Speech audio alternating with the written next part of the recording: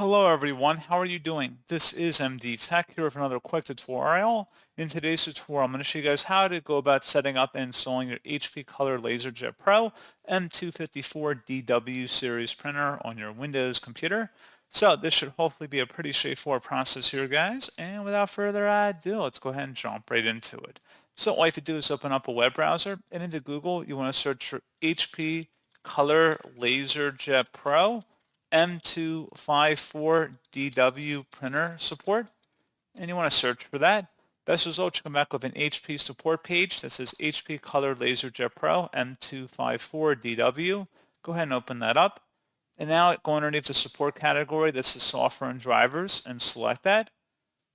And then going down again, you want to go underneath and select the HP Easy Start Printer Setup software, and then the corresponding download button for that. And then once it's downloaded to your device, go ahead and open up that file to begin extracting it. If you receive a user account control prompt, it should be a verified publisher, HP Inc. Select yes, and then just proceed with the on-screen wizard here. And that's pretty much all you have to do.